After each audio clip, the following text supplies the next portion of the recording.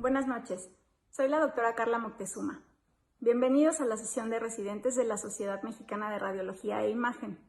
En esta ocasión, el doctor Hugo Cervantes Flores, R3 del Centro Médico ABC, nos hablará sobre la valoración anatómica multiparamétrica del oído, un tema que sin duda nos será de mucha utilidad a todos. Espero que aprendan mucho y disfruten de la charla. Buenas noches. Buenas noches, mi nombre es Hugo Alberto Cervantes Flores, soy residente de tercer año de Imagenología, Diagnóstica y Terapéutica en el Centro Médico ABC y vamos a ver el día de hoy valoración anatómica multiparamétrica de oído. En esta plática quiero que nos enfoquemos en los objetivos. El primero va a ser el repaso anatómico de las estructuras del oído externo, el medio y el interno. En realidad de este objetivo lo más fácil es la anatomía del oído externo, básicamente se compone de dos estructuras, vamos a verlo más adelante. También en esta plática vamos a ver la valoración de mediciones útiles para el clínico. Hay ciertas medidas que están descritas, hay cosas o estructuras que se pueden medir, pero realmente qué es lo que le interesa al clínico, qué es lo que le va a ayudar. Y al final vamos a revisar cómo realizar un reporte estructurado, el cómo reportar lo más destacable de los hallazgos que vamos a describir. Entonces, primero tenemos que hablar de la técnica. Si nos vamos de una manera muy estricta, podemos utilizar un solo detector de un tomógrafo para poder realizar el protocolo de oído. Actualmente la mayoría de los lugares presentan tomografía helicoidal y lo que se realiza es colocar al paciente en decúbito dorsal, salvo que exista alguna otra indicación o el paciente no pueda, se va a colocar o se puede también realizar con el paciente en decúbito prono, con el cuello hiperextendido. Nuestro campo de visión tiene que ser pequeño, son 9 milímetros, básicamente va a abarcar lo que es la porción del temporal, o sea, el pabellón y parte de la base de la órbita. ¿Qué se va a realizar? Van a ser unos cortes axiales con 120 kilovolts y de miliamperaje 180 o 230. Esto es una cantidad de radiación pues algo importante. Existen centros en los cuales ya se generan protocolos en los cuales se ahorra esta dosis, pero les repito, estamos hablando de lo que se maneja promedio a nivel nacional. El tiempo de rotación va a ser de 1 segundo, el espesor va a ser de 0.5 milímetros con una colimación de 0.5 milímetros y de preferencia hay que utilizar un filtro fino para alta resolución. Hay algunos lugares se utiliza filtro dental, esto porque las estructuras del oído interno y medio son muy pequeñas. Los valores de ventana promedio que vamos a utilizar para la interpretación va a ser un ancho de, pues un promedio de 800 unidades y un ancho de ventana de hasta 4000. El contraste generalmente no se emplea. Esto es debido a que generalmente lo que estamos buscando aquí es la ocupación de ciertas estructuras o espacios, recesos o la continuidad.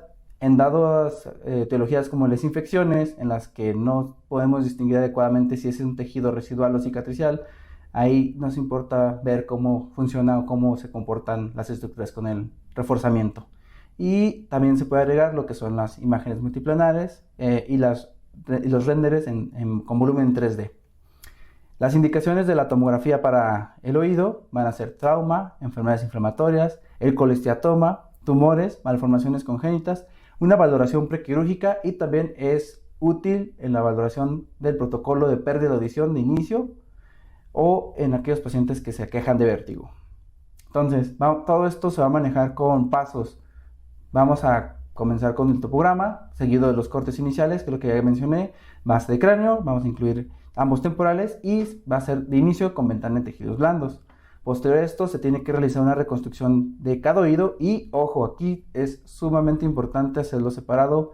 De no llevarlo a cabo así, podemos llegar a cometer errores que son sustanciales en la interpretación de los oídos. Entonces, ya sabemos, topograma, 9 centímetros, y aquí vamos a basar nuestro FOB, ya les comenté. También aquí la matriz es muy importante, de 512 por 512, vamos a realizar nuestro corte de 0.5 por 0.5 de colimación. Ya tenemos los cortes iniciales, ya tomamos base de cráneo. En ciertas ocasiones se puede aprovechar en los protocolos de cráneo, pero no es lo mismo hacer un cráneo que un protocolo de oído por la simple cantidad de la dosis de radiación que se emplea y los cortes que son ultrafinos. En realidad lo que te interesa no es la fosa posterior, la fosa media, te interesa lo que es la cavidad timpánica, el oído medio, y por eso repito y hago hincapié en este paso que es muy importante. También, ya cuando tenemos esto, hay que tomar el raw data, o sea, la información cruda, y hacer una reconstrucción de cada oído por separado. Y posterior a esto, cada reconstrucción va a realizarse primero un verdadero axial, luego un verdadero coronal y las reconstrucciones adicionales o especiales, que es la reconstrucción de Pochel y de Stenvers. Vamos a ver a continuación cómo es cada una de estas reconstrucciones. Entonces, como les decía, tenemos estos dos campos en donde de esto vamos a llevar una reconstrucción, que es el raw data, lo crudo, y aquí tenemos nuestro axial, nuestro coronal y nuestro sagital. Es muy importante tener en cuenta que para la interpretación de oído, si bien es sustancial las tres proyecciones, en realidad lo que más utilizamos es el axial y el coronal. El sagital solamente va a ser para hacer unas reconstrucciones adicionales y hacer la concordancia de los hallazgos que estamos viendo en el plano axial. Entonces, el verdadero axial, nosotros tenemos que ubicar la estructura que es el canal semicircular lateral. Tomamos la proyección en sagital, lo localizamos, aquí tenemos el canal semicircular lateral, y para lograr obtener el verdadero axial vamos a trazar aquí una línea que va a ser paralela al canal semicircular lateral, y de ella se va a generar la reconstrucción, o a partir de ahí va a generarse la reconstrucción en verdadero axial. Un verdadero axial se caracteriza porque identificamos adecuadamente lo que es la cápsula óptica, y esta imagen que estamos aquí observando se le conoce como el signo de la playa o del huevo estrellado. Para poder obtener un verdadero coronal, de la misma manera tenemos el canal semicircular lateral, y aquí va a ser perpendicular la proyección, y lo que se va a obtener va a ser una adecuada visualización del promontorio, el conducto auditivo externo y los huesecillos o cadena osicular. Entonces, recuerden siempre, un verdadero axial es paralelo, un verdadero coronal es perpendicular, y la estructura de la cual nos vamos a basarnos va a ser el canal semicircular lateral. Aquí tenemos un ejemplo de cómo no hacerlo y cómo sí hacerlo. Los ejemplos, el de la derecha, este es un verdadero axial porque, como ya les mencioné, aquí observamos el signo del huevo estrellado de la playa, y aquí lo que identificamos es el vestíbulo, el conducto semicircular lateral adecuadamente desdoblado, desglosado. Vemos también el antro, el hiatus ad antrum, las celdías mastoideas, el pabellón, y tenemos el conducto auditivo interno. En la imagen de la izquierda no definimos adecuadamente el conducto semicircular lateral. Está corto, vemos ahí que se superponen la cadena osicular, tenemos el martillo, tenemos el yunque, vemos también cómo se está ahí superponiendo lo que es el tensor del tímpano, el canal o la porción timpánica del nervio facial, y la superposición también de lo que es la cóclea con el modiolo y las rampas. Entonces, este es un ejemplo de lo que se tiene que hacer y lo que no se tiene que hacer para una interpretación. Ahora, las reconstrucciones especiales. Aquí vamos también a utilizar de base un canal. En este caso va a ser el canal semicircular superior. Y como punto o como pista para que no se les olvide, tenemos que tener en cuenta que solo de estas dos proyecciones, una tiene P y es Pochel. Pochel, vincúlenla con la palabra paralela, y nunca se les va a olvidar que tiene que ir paralelo al canal semicircular superior para poder obtener la proyección de Pochel. Y perpendicular para Stenvers. Es similar a lo que ya vimos de los verdaderos, el verdadero axial y el verdadero coronal. ¿Y para qué sirven estas proyecciones? Es sumamente importante en la valoración del descarte de la dehiscencia del canal semicircular superior. También lo utilizan en la evaluación prequirúrgica y cuando se tiene que valorar el acueducto vestibular en pacientes en los que se sospecha alguna malformación.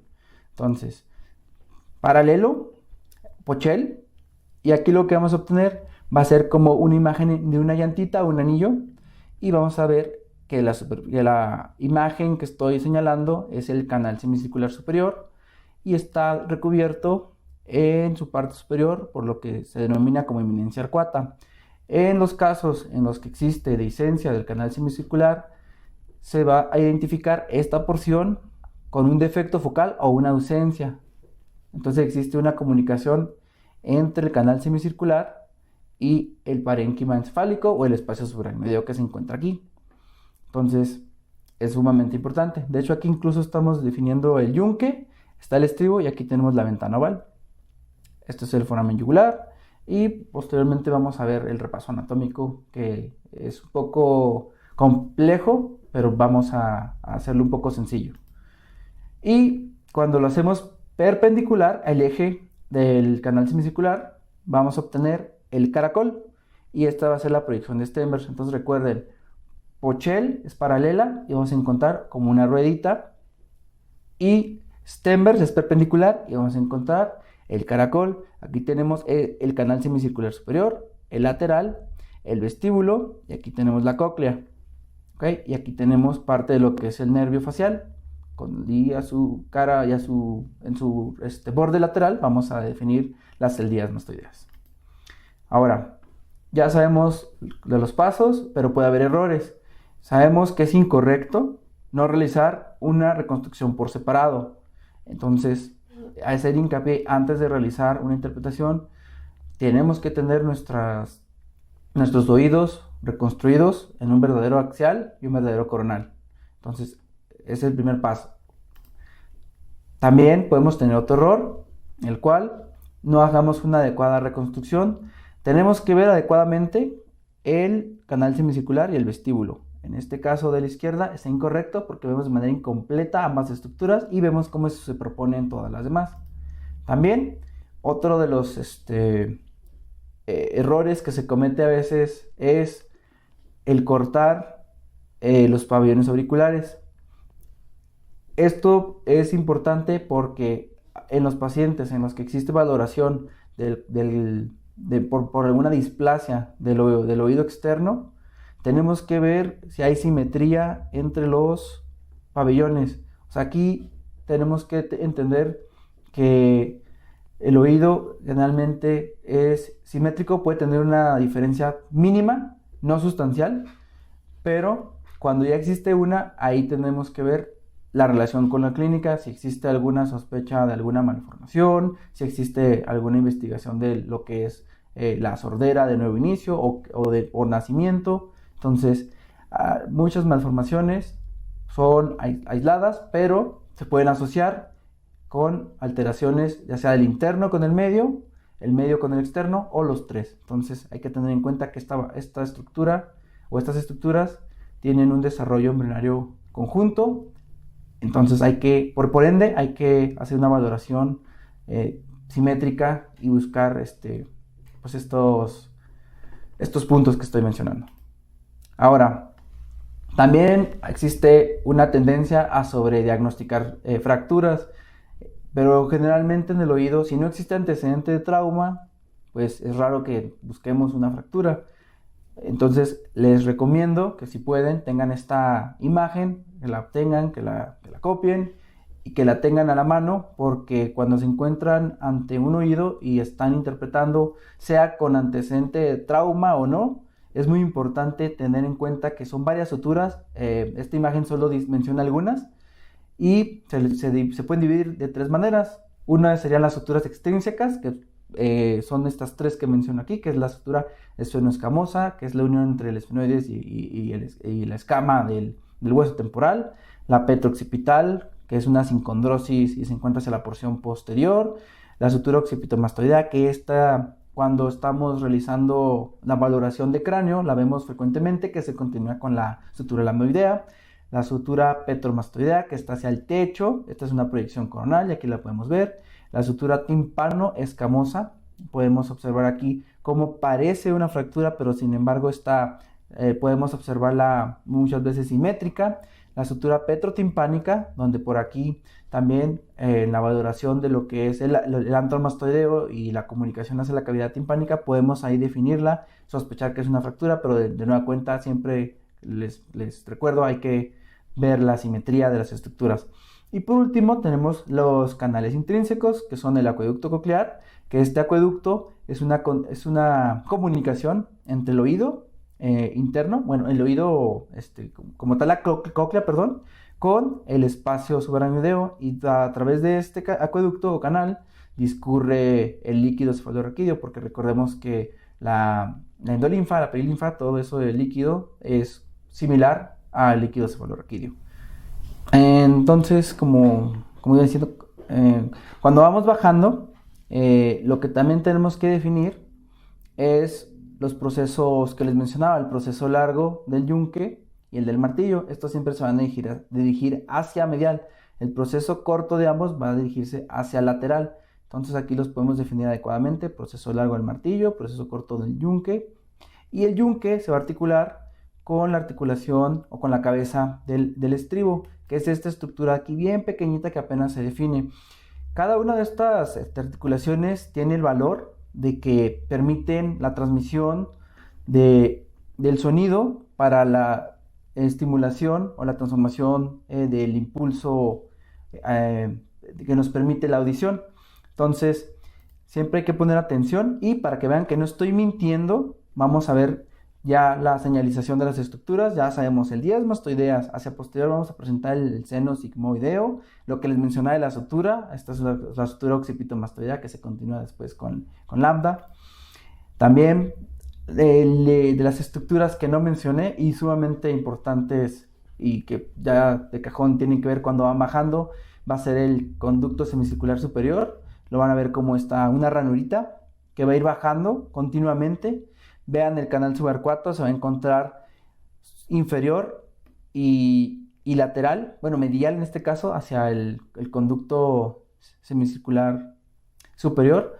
También definimos esta estructura que, si bien muchas veces se encuentra sin neumatización, puede llegar a presentar aire, y es el apex petroso. Hay que tomarlo en cuenta. También ya habíamos mencionado lo que es el septo y el antromastoideo, que se va a comunicar con una cintura que va a ser el adductus ad antrum. Aquí va siendo la entrada, sigue siendo el septo. Vemos cómo se continúa el conducto semicircular superior, y aquí ya estamos definiendo el conducto semicircular posterior en lo que es la proyección axial. Después, cuando vamos bajando, vamos a ver toda esta cantidad de estructuras que, créanme, no son todas, pero son las más importantes o lo más básico que uno tiene que tener a la hora de interpretar.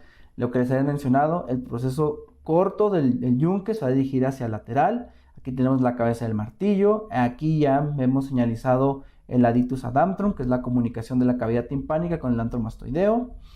Vemos el vestíbulo, que esto ya lo había mencionado cuando les estaba explicando cómo hacer la reconstrucción del oído. Y definimos mejor el conducto semicircular lateral. También aquí tenemos la apertura del conducto auditivo interno, y aquí tienen que tener también mucha atención, porque de esta estructura o de este conducto salen, o al menos podemos definir ahí, los trayectos de los nervios, que por ahí van a estar el vestíbulo coclear y el facial. El ganglio geniculado, que se encuentra aquí, representa la rodilla del trayecto del nervio facial, y inferior a él se va a encontrar la porción laberíntica. Recuerden que el nervio facial presenta la porción cisternal, la porción del laberinto, la porción timpánica y la porción mastoidea. Estas son las porciones que más frecuentemente pues tenemos que valorar, y en una de las diapositivas les muestro cuál es la configuración habitual que presenta. Entonces, continuando, ya mencionamos, seguimos viendo la cadena ossicular, el septo petroscamoso de Koerner. Seguimos viendo lo que son los conductos, o los canales más bien semicirculares, y vemos cómo después de que tiene la rodilla, el nervio facial va a generarse la porción timpánica, y esta se va a continuar en este trayecto hacia la mastoidea conforme vayamos bajando. También tenemos el acueducto vestibular, que se comunica, o es una comunicación o un conducto que se va hacia lo que es el vestíbulo, y es muy importante recordar que tiene que tener un diámetro de menos de 1.5. Esto es lo habitual. Si se encuentra más de 1.5, nos habla ahí de alguna alteración, y se corresponde con una alteración que se llama síndrome del acueducto vestibular prominente o agrandado. Es uno de los tipos de malformaciones y es la más común del oído. Entonces, del oído interno al menos. Entonces, ténganlo presente. Ahora, también aquí ya se está superponiendo lo que es el giro basal de la cóclea. Y aquí lo más importante es definir lo que es el modiolo. Muchos piensan que el modiolo es en sí la estructura parecida a un trébol, pero no. El modiolo es el esqueleto interno que se encuentra dentro de la cóclea. Entonces, después lo vamos a ver, una de las reconstrucciones que traigo, para definir también qué porciones se encuentran ahí, porque el modiolo aparte presenta unas zonas que se llaman escalas, la vestibular y la timpánica, y a través del mismo pues discurren o se encuentra el órgano de Corti que nos permite la audición.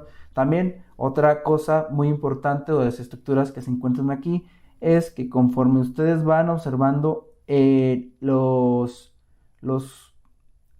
giros, o sea, está el basal, está el medial, está el apical, son estos tres y son de la cóclea, pero entre ellos se encuentran unos septos que se llaman septos interescalares. Esto es muy importante definirlos, porque incluso a veces el no verlos puede hablarnos de alguna alteración y esto también nos traduce una malformación. Entonces hay que tener mucho ojo en la valoración de si están presentes las estructuras internas lo que corresponde con el modiolo y los septos.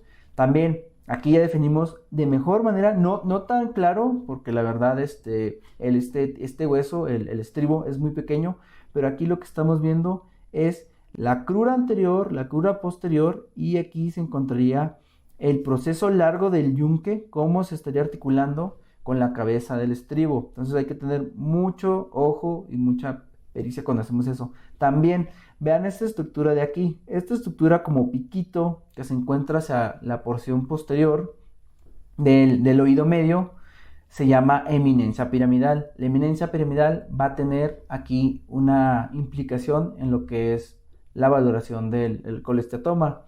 También vamos a ver después, y esto se aprecia mejor en la vista o en la proyección coronal.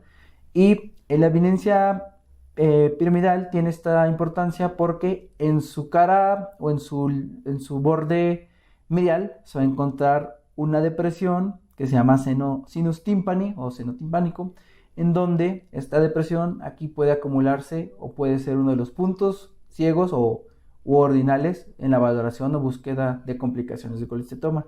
Y hacia el lateral también es muy importante, incluso para la valoración quirúrgica, porque por ahí discurre el nervio facial y de ahí se va a dirigir hacia la porción de la mastoide, y este trayecto va a ser la porción mastoidea del nervio facial, y este receso se va a conocer como receso facial.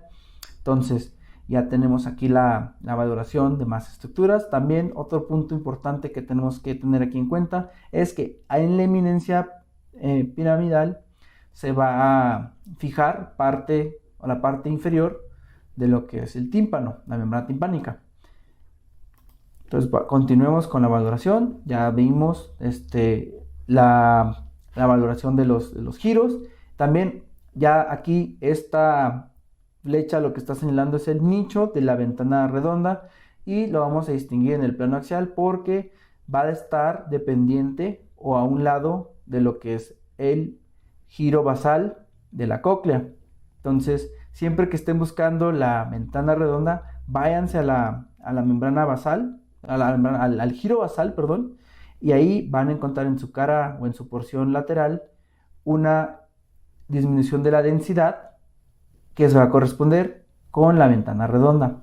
También es muy importante que recordemos que la ventana redonda presenta una disposición más posterior a la ventana oval. Entonces, en este caso, es más posterior e inferior. Entonces, por eso primero visualizamos la ventana oval, y la referencia que tienen que tener aquí es sigan los huesecillos, vayan viendo lo que es el martillo, vean el yunque.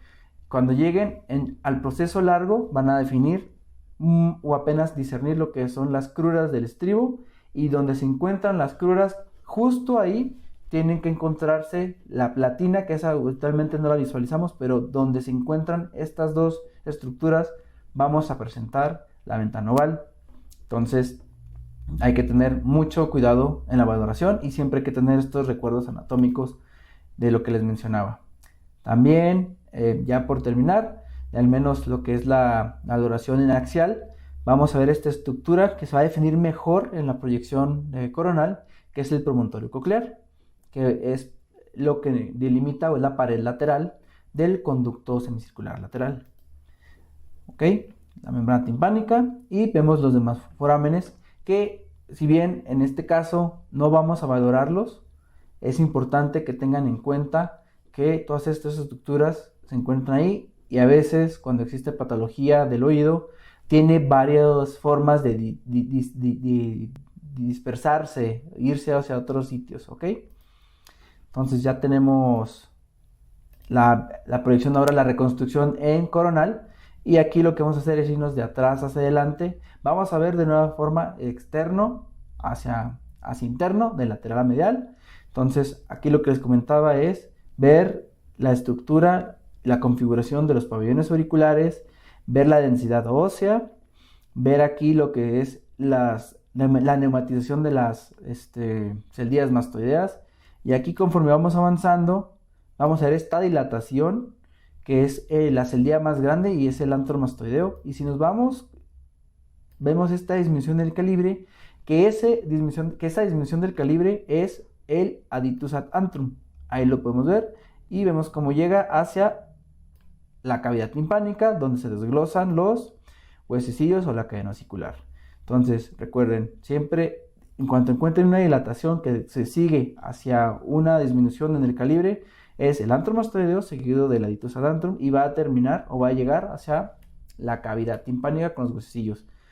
Entonces, lo que les mencionaba era que podíamos observar mejor o valorar de mejor forma las estructuras de los huesecillos de la cadena osicular. En esta proyección o en este plano, en este corte es muy bueno, porque aquí lo que estamos viendo es parte del martillo. Vemos también su articulación con el yunque, y aquí lo que también tenemos que recordar es la división que podemos hacer del oído medio. El oído medio en axial se va a dividir: hacia adelante va a ser protímpano, en medio va a ser mesotímpano y atrás va a ser retrotímpano. Todas esas estructuras ya las definimos.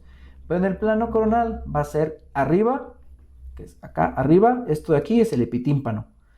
En medio va a ser el mesotímpano y abajo el hipotímpano. Para poder hacer una división adecuada tenemos que recordar que hay ciertos rebordes que nos pueden ayudar. Por ejemplo, en este corte vemos este piquito que se encuentra aquí lateral y es conocido como scutum. El scutum, si trazamos una línea desde su extremo o más puntiagudo, más agudo, y lo dirigimos hacia medial, vamos a topar con esta estructura, y aquí vamos a formar el límite imaginario del epitímpano. Lo que se encuentra arriba va a ser el epitímpano, y lo que vamos a encontrar aquí va a ser la cabeza del martillo y parcialmente el cuerpo del yunque. También podemos ver estos espacios que se llaman recesos. El que se encuentra entre el scutum y el yunque o el martillo se llama espacio epitimpánico lateral y tiene un epónimo, es el espacio de Prusak, y es de suma importancia porque, como sabemos, el colesteatoma presenta aquí su afectación. ¿Esto por qué motivo?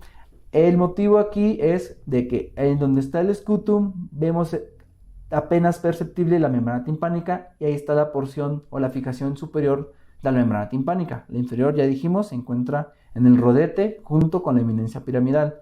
Entonces, para estudiar la membrana timpánica tenemos que recordar que esta se divide en dos: una parte flácida y una parte tensa. La parte tensa se va a encontrar en la porción o los tercios. Los tres cuartas partes se van a encontrar abajo y van a corresponder a esta porción. Pero la parte flácida va a ser el cuarto superior, y lo que ocurre aquí es que como presenta menos tensión, va a ser más proclive a presentar esta alteración del colesteatoma, y por ende presenta una mayor afectación esta región que la de acá abajo. No es excluyente, pero la probabilidad de que ocurra una alteración es mayor hacia el epitímpano que hacia el hipotímpano. Entonces, continuando, vamos a ver en este corte, vemos cómo se encuentra totalmente desglosado el yunque junto con su proceso largo, Y justo aquí tenemos la articulación incudo-estapedial. Esta articulación presenta una importancia porque cuando ocurre trauma puede ocurrir una luxación, se separan. Es una articulación muy sensible. Entonces aquí lo que ocurre es que pues se separan los huesecillos y existe una falta de audición o incluso una hiperacusia. ¿Y esto por qué motivo? Porque como sabemos aquí está la ventana oval y transmite los sonidos. Entonces es por este motivo que en este corte tenemos que valorar de forma adecuada estas estructuras. También si nos vamos un poquito más si nos regresamos un poquito, vamos a definir lo que es el techo de la cavidad timpánica. El techo de la cavidad timpánica se conoce como el tegmen tympani y siempre tenemos que valorar su integridad porque aquí puede haber una de dos. Si no se encuentra íntegro, puede ser que haya una alteración del oído o una alteración de lo que es la formación de ese hueso. Ahí puede protruir tejido del cerebro, un encefalocele, o puede que esté introduciéndose del oído o de la cavidad timpánica hacia el cerebro parte del colecistoma, o sea, una infección. Entonces, siempre hay que ver la integridad de esta porción, ¿ok? Y como lo que les mencionaba, aquí lo que estamos viendo son los canales semicirculares, ahí los podemos ver bien. Y lo que vemos en su porción o en su cara lateral, lo que los está protegiendo es el promontorio óseo. El promontorio aquí, cuando vemos una falta o una irregularidad o un defecto focal, podemos pensar en que existe una alteración y aquí se van a afectar dos estructuras. Por ahí, primero está el canal semicircular lateral y aparte vamos a poder tener una alta probabilidad de que esté involucrado el nervio facial, porque el nervio facial, si recuerdan en la proyección o en los córtex axiales, pasaba apenas, se involucraba o discurría apenas por ahí. Entonces podemos encontrar una fístula, si existe ahí un defecto que afectaría lo que es el canal semicircular, o podríamos ver una lesión del nervio.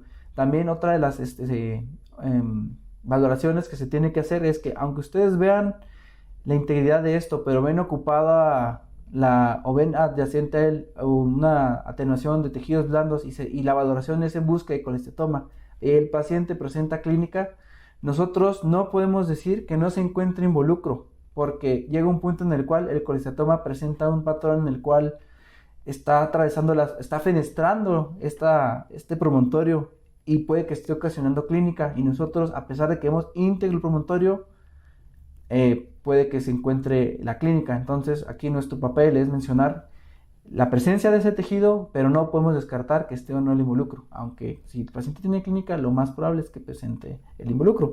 Entonces también aquí es de suma importancia la información que nos estén brindando y para qué se pide el estudio. Entonces vamos a continuar, otra vez lo voy a colocar para que puedan ver las estructuras de nueva cuenta.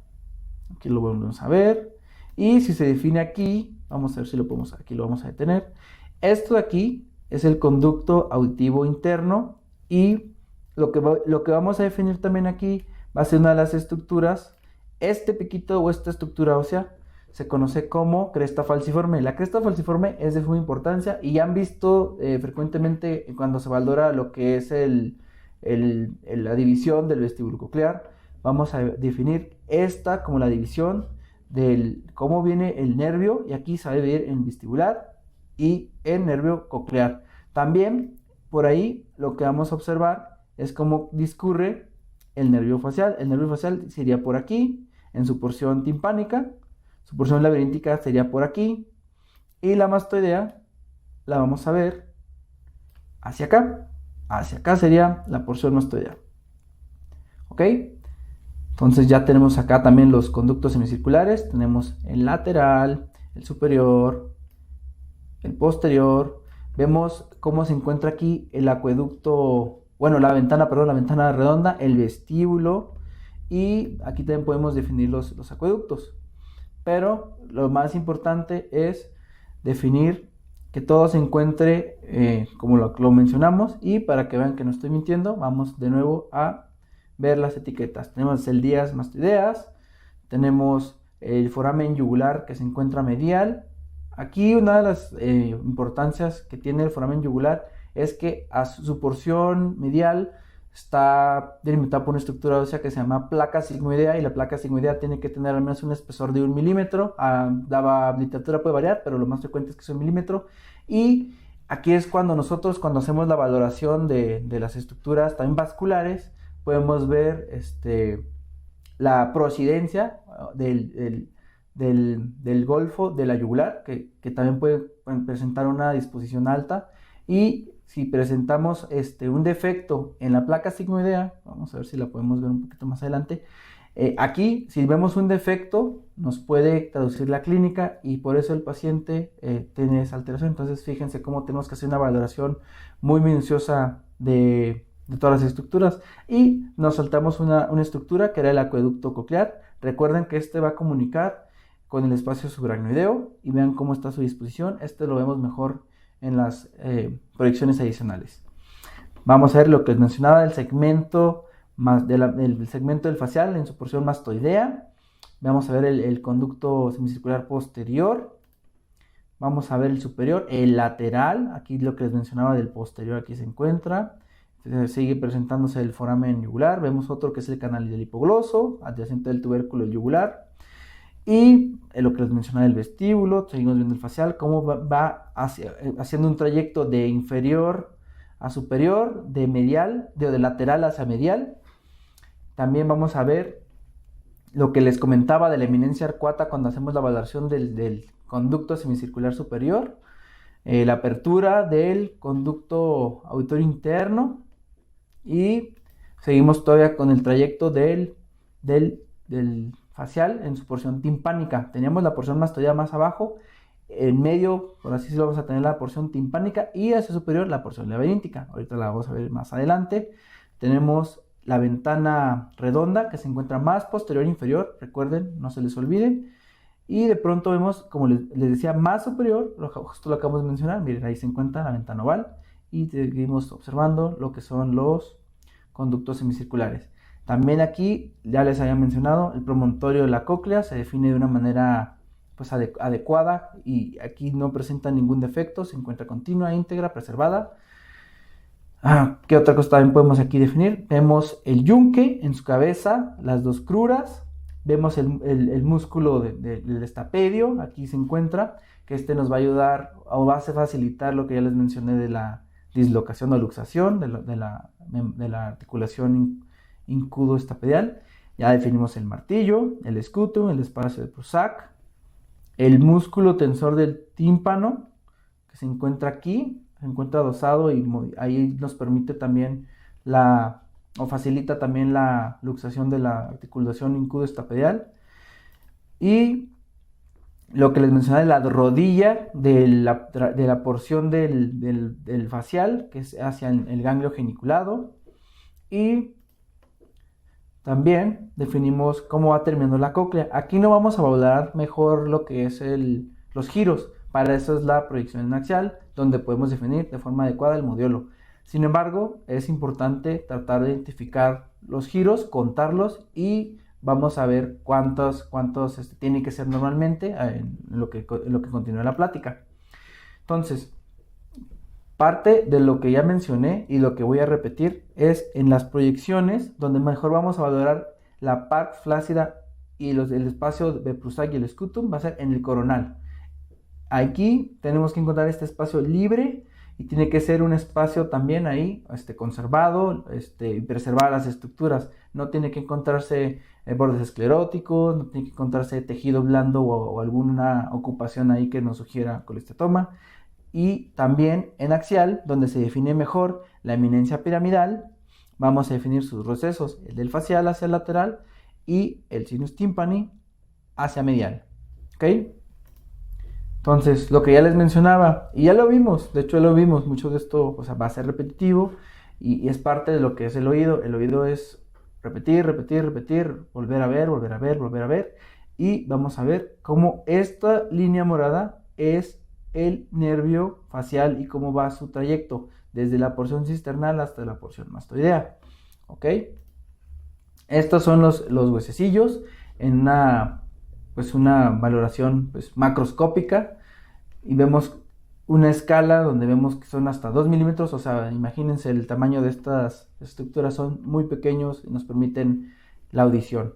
Este es el estribo, este es el martillo y este es el yunque.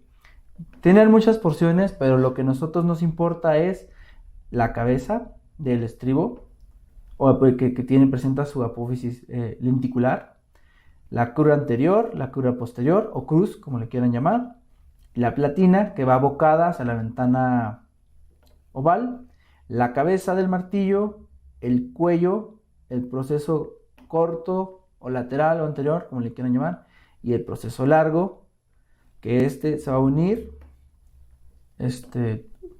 posteriormente a lo que es el tímpano.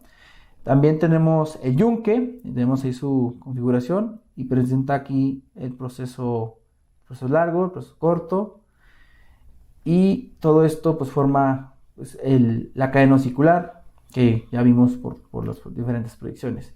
Entonces, para volver a valorar lo que es o enfocarnos específicamente en la cadena osicular, vamos a ver estas imágenes en donde vamos de anterior a posterior y nos vamos a regresar. Entonces aquí lo que estamos viendo es los procesos largos, tanto el martillo como el yunque. Vean cómo cuando ustedes van bajando,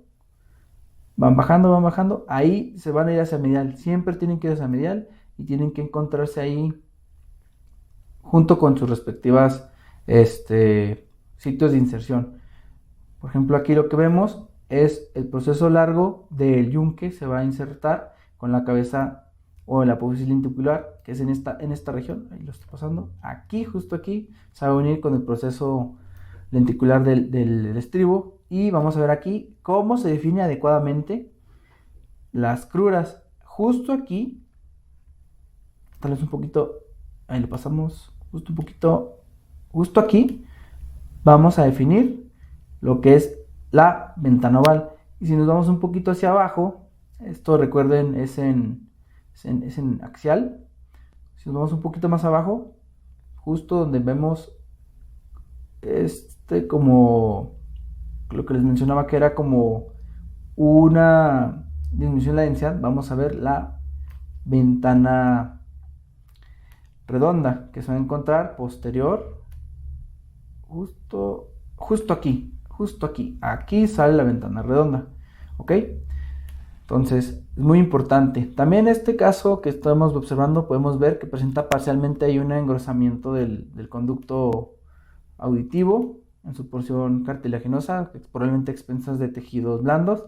Y podemos definir un poco mejor el tímpano, pero sigue siendo pues delgado. Entonces aquí no hay que preocuparnos. También otra de las estructuras que les mencionaba que hay que valorar es el conducto auditivo interno.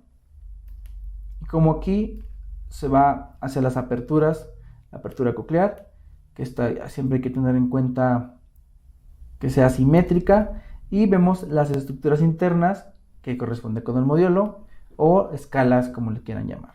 Del otro lado vamos a tener la proyección en coronal, y aquí es donde mejor vamos a valorar los huesecillos. Aquí ya vimos el martillo, ahí se está visualizando.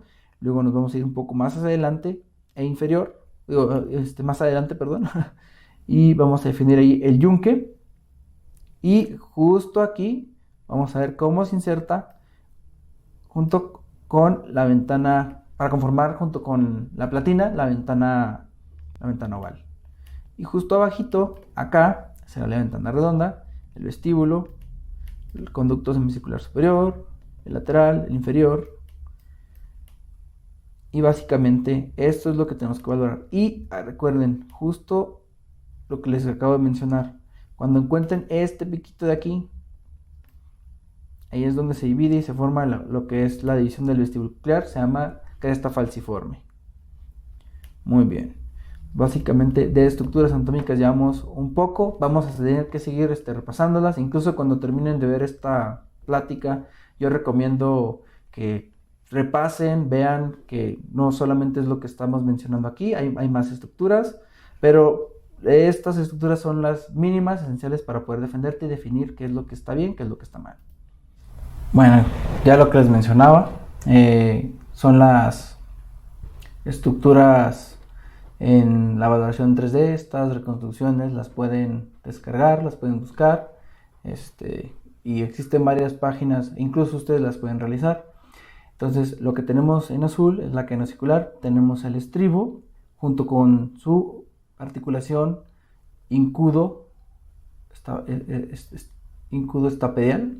Aquí es donde vemos el yunque, cómo se encuentra adecuadamente articulado con el martillo, y en la imagen de la derecha vemos los ligamentos y los músculos en color morado que permiten esta configuración y conformación de la cadena osicular.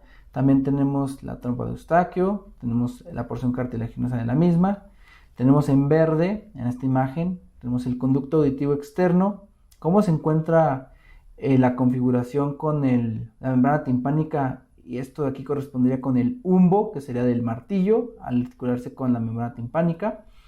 Y aquí presentamos también la continuidad de la cadena osicular, cómo va a llegar hacia lo que es la ventana oval, y de aquí hacia lo que es la cóclea. Vemos ahí los giros, y también muy importante lo que les había mencionado, lo que se define aquí como moradito. Lo moradito es el laberinto membranoso. Lo que se ve como un poco rosa, pues un poco más tirando el color hacia blanco, que es esta porción de aquí, es la membrana basilar. Y eso es muy importante porque entre la cóclea lo que se va a configurar va a ser como un sándwich, donde vas a encontrar la escala vestibular, la escala timpánica, que esas las vamos a ver en el modiolo, y entre ellas nosotros no lo vamos a definir por tomografía, pero se van a encontrar la membrana basilar, y como tal por ahí va a discurrir el líquido como tal de la linfa. También vemos aquí esta estructura que se va hacia abajo, es el acueducto coclear. Sería la estructura definida en 3D. Luego tenemos que se agregan los conductos semicirculares, y también aquí muy muy importante ya la valoración de los nervios, en donde como pueden valorar, presenta ahí cómo discurren. Este es el nervio facial. Acá vemos cómo se encuentra el vestíbulo coclear, vemos cómo da unas ramas que van hacia el vestíbulo como tal, que sería esta porción de aquí, y hacia lo que es la cóclea, y también se encuentra ahí una ligera rama que corresponde a la cuerda del tímpano. Pero bueno, esto es lo interesante de las reconstrucciones. Y también tenemos del oído interno. Nosotros por tomografía sabemos o suponemos que se encuentra el laberinto membranoso contenido en el vestíbulo, el utículo y el sáculo, en la cóclea ósea, el ducto coclear, en los canales semicirculares, los ductos semicirculares, en el acueducto vestibular, el ducto y saco en el linfático, en el acueducto coclear. Acuérdense que esto es muy importante porque estos acueductos nos permiten la comunicación y el drenaje de este tipo de líquido que es la linfa, que nos permite varios procesos y continúa la homeostasis en el proceso de la audición y el equilibrio. Entonces, pues ya llegando al punto en el que ya lo sabemos la anatomía, ya hicimos bien el protocolo, ya sabemos identificar las estructuras y qué tenemos que observar. Previa medición, hay 3 preguntas que tenemos que hacer. La primera es, ¿qué sistema métrico está utilizando mi lector? El sistema métrico, muchos de los sistemas métricos a los que estamos acostumbrados presentan hasta unas máximo 3 decimales. Entonces, aquí radica también lo que es la utilidad de esto. O sea, ¿realmente un .003 es valioso para el clínico? Pues realmente no, por eso hay ciertos rangos, y aquí nace la segunda pregunta que se tienen que hacer, que es las mediciones estándar. Muchas de las estructuras no van a ser no van a presentar una estandarización. ¿Por qué? Porque presentan desviaciones como tal en diferentes poblaciones. No es lo mismo en el niño, no es lo mismo en el adulto, aunque hay estructuras que sí tienen una constante en su desarrollo y en su crecimiento y van a permanecer así. Y por último, eso ya es obvio, pero de nuevo háganse la pregunta si la posición del paciente, si la reconstrucción, si la valoración que hicieron de primera instancia fue correcta, porque si el paciente no estaba bien colocado y ustedes no hicieron un buen reformateo, una buena reconstrucción, no va a tener un buen resultado la interpretación que ustedes hagan. Van a infraestimar, van a subestimar o van a cometer errores, y no queremos que el paciente presente una afección por un error que puede ser prevenido. Entonces siempre hay que hacer estas preguntas. Entonces, de las mediciones vamos a empezar primero con el conducto auditivo externo. En este caso, en esta proyección en coronal, vamos a definir que va a ser desde la concha hacia la membrana timpánica señalada con la flechita azul. En este caso fue 2.32, que es normal, no es normal. Usualmente este canal puede medir 2.2 hasta 3 centímetros. Hay literatura que cambia, depende mucho también qué es lo que se busca. Y también parte de esta valoración es importante en los pacientes en los que se encuentra la atresia del conducto. ¿Por qué? Hay pacientes en los que parece que no existe el conducto, y ahí existen clasificaciones.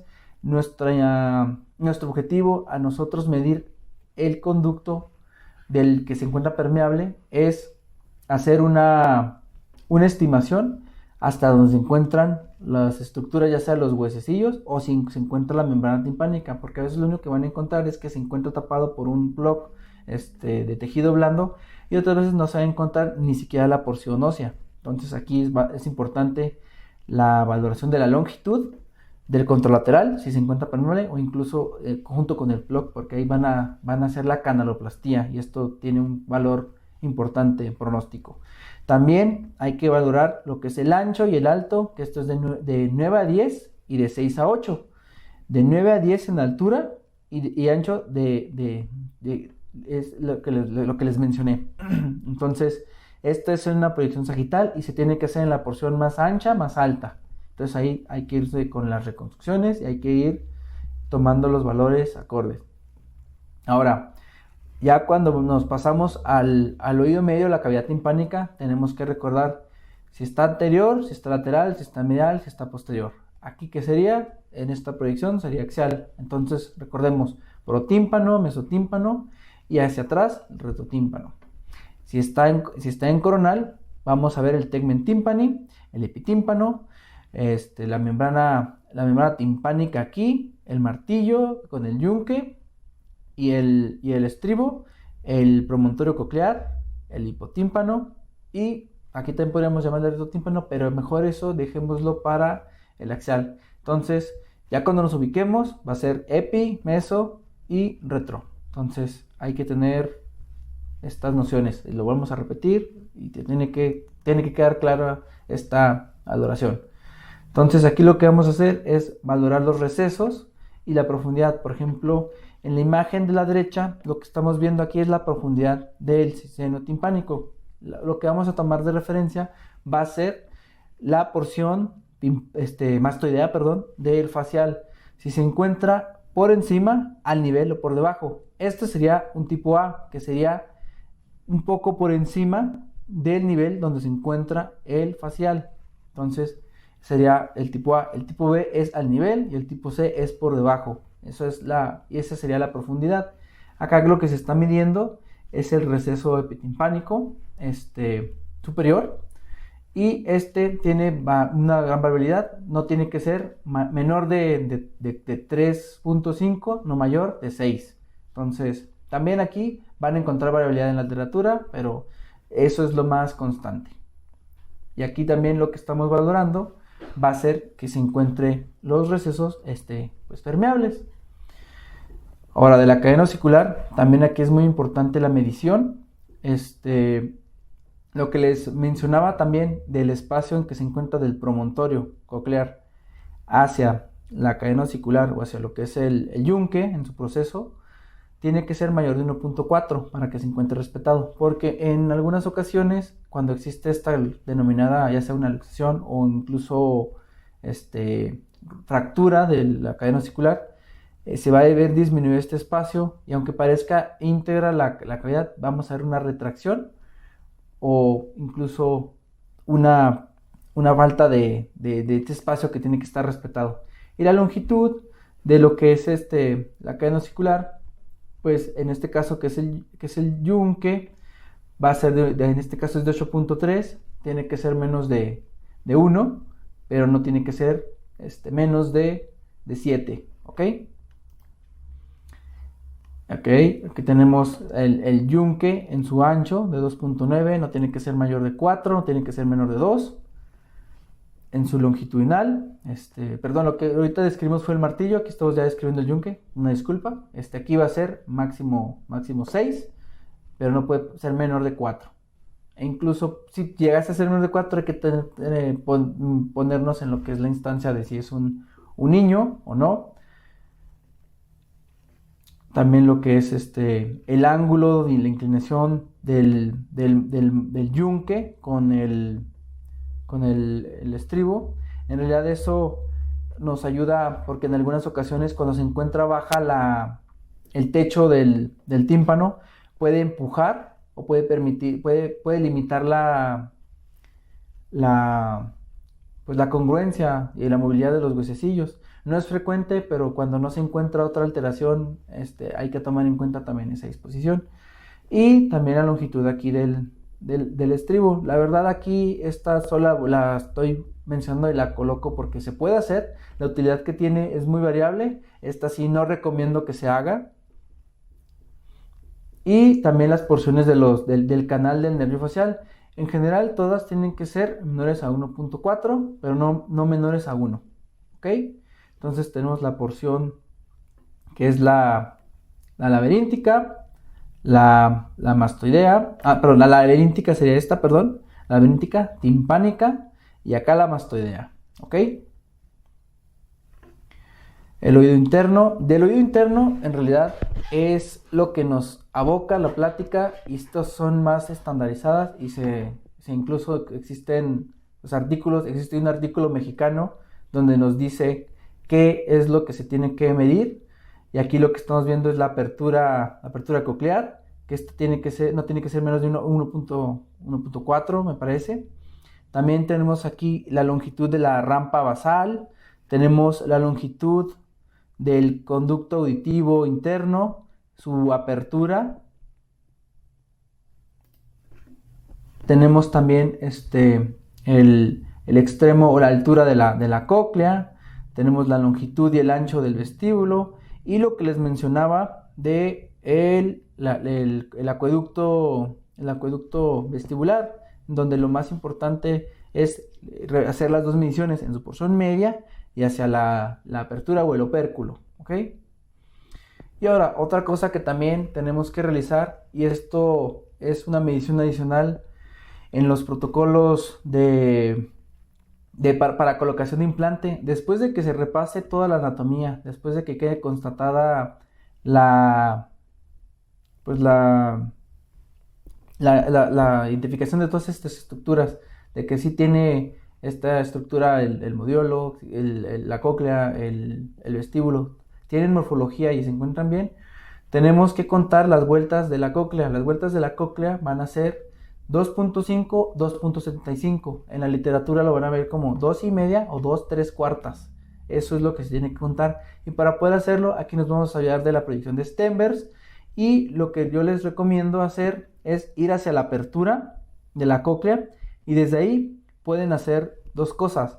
La más tardada, pero un poco más certera, por así decirlo, sería ir midiendo con una de las herramientas de nuestros lectores y definir todo lo que es hasta la porción más central de la cóclea. En este caso lo fuimos haciendo y nos dio una longitud de 27.6 milímetros.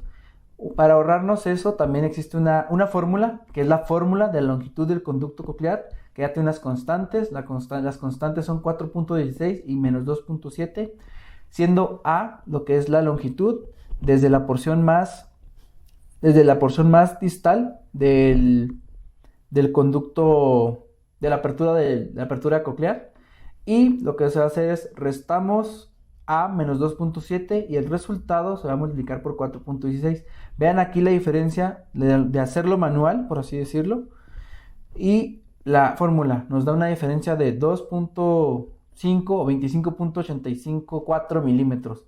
O sea, es una diferencia un poquito, pues sí, considerable, pero yo les recomiendo que se reporten las dos. No sabemos ahí qué consideraciones pueden tener los otorrinos a la hora de querer o implantar ahí su electrodo en el niño. Entonces, ya tenemos varias herramientas, ya podemos defendernos un poquito y vamos a ver los ejemplos. En este paciente, este caso básicamente va a ser pura patología, lo que ya les mencioné. Tiene que ser apenas perceptible el tímpano. En este caso se denota bastante el espesor incrementado de la membrana timpánica.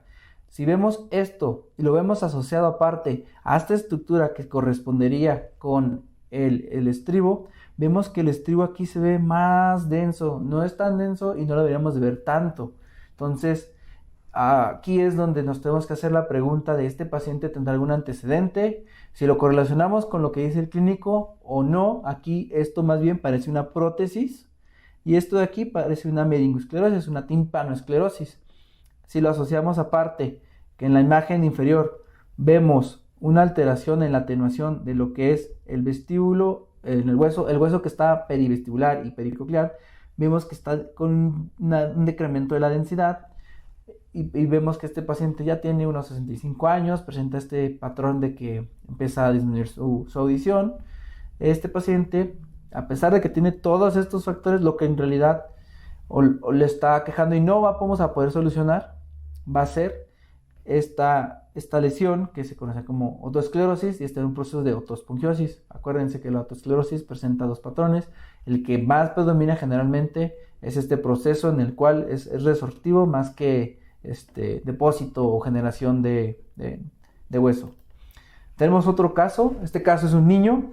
Aquí la importancia de valoración de lo que les mencionaba, no cortar los pabellones e incluso hacer una reconstrucción para poder hacerlo una comparación más simétrica. Vean en este caso como en este niño presenta el pabellón auricular se encuentra desarrollado, está simétrico, presenta todas sus porciones, pero del lado derecho vemos que está un poco pues mal definido y parece más bien en la proyección lateral vemos como no se definen varias de sus porciones. Entonces este niño tiene una displasia. Entonces también llama la atención la falta de neumatización o una alteración en la neumatización de las células mastoideas. Aquí vemos cómo presenta también aparentemente una falta de la conducción. Si nos vamos a la valoración de lo que es el oído, esto pues como ya sabemos está mal, lo hacemos meramente como un ejemplo, pero vemos cómo se encuentra permeable el oído izquierdo en su conducto y acá no se ve nada, solamente se ve el reborde del pabellón auricular. Sin embargo, aquí lo que se tiene que hacer y lo que recomiendo es separarlos. Y al hacer una alineación en conjunto, vemos cómo está adecuadamente la configuración del oído izquierdo de la cadena osicular. Vemos su configuración, todo se ve muy bonito, muy bien alineado, pero la cadena osicular acá no se encuentra en una disposición muy normal. De hecho, presenta una adherencia a lo que es la pared ósea. Acá se encuentra un espacio respetado del espacio de Prusak. Acá no se ve el espacio de Prusak respetado, incluso no se define. Entonces aquí es la importancia también de las mediciones. Acuérdense que aquí el espacio tiene que ser de al menos unos 1.7 milímetros. Entonces, obviamente aquí no es valorable y esto pues es una anomalía. Presenta aquí una displasia auricular y aparte presenta una alteración del oído medio. También si continuamos con la medición, aparentemente el yunque está bien conformado. Aparentemente el conducto hasta donde se logra definir la membrana timpánica pues parece que está bien, pero aquí también una de las valoraciones o puntos importantes es que cuando ustedes se ponen a repasar los temas en pediatría, lo que se tiene bien estipulado y es muy repetible y es como una constante es el oído interno. El oído externo no, el externo y el oído medio no tanto, pero también es por esta variabilidad en la cual crece. Y de hecho incluso hay ciertos valores que no van a encontrar o que van a encontrar en serie de casos, pero que no están validados más que en cierto tipo de poblaciones. Entonces, pues es importante esto. También aquí vamos a ver cómo se encuentra la asimetría entre los huesecillos. Vemos que uno mide 4, otro mide 5.7. La verdad aquí pues, incluso la configuración es anómala. Y tenemos otro caso, ya muy importante, lo que les había mencionado de la dehiscencia. Aquí tenemos, recuerden, Poschel y el Stemmers, caracol, Poschel, una llanta, un neumático, como quieran verlo. Y aquí vemos un defecto focal señalado en la proyección de Poschel, donde no hay continuidad de esta eminencia arcuata. La paciente tenía clínica. Y si nos vamos a la concordancia con Stemmers, efectivamente aquí hay una ausencia de la eminencia arcuata, entonces este diagnóstico ya está más que dado.